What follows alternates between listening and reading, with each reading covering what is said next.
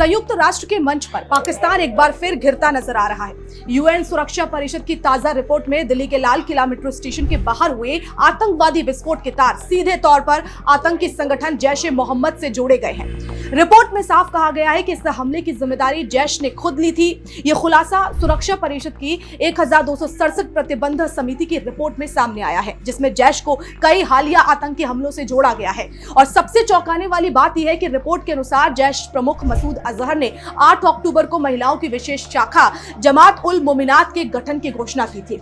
बताया जा रहा है कि इस शाखा का मकसद आतंकी गतिविधियों में सहयोग और समर्थन देना है।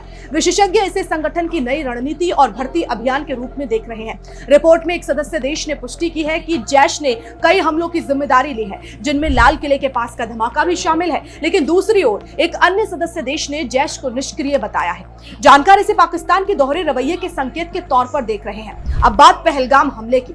अप्रैल में जम्मू कश्मीर के पहलगाम में हुए हमले की जिम्मेदारी लश्कर-ए-तैयबा के प्रॉक्सी संगठन द रेजिस्टेंस फ्रंट ने ली थी। हालांकि रिपोर्ट में जैश के लिंक को भी अलग से उजागर किया गया।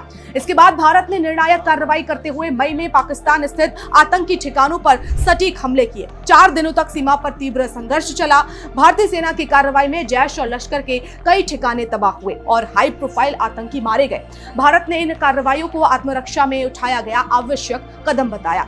गौरतलब है कि जैश ए मोहम्मद और लश्कर-ए-तैयबा दोनों को 1990 के दशक से अलकायदा से संबंधों के चलते संयुक्त राष्ट्र की 1267 प्रतिबंध समिति के तहत प्रतिबंधित किया गया है। इन संगठनों पर हथियार, यात्रा और वित्तीय प्रतिबंध लागू किए गए हैं।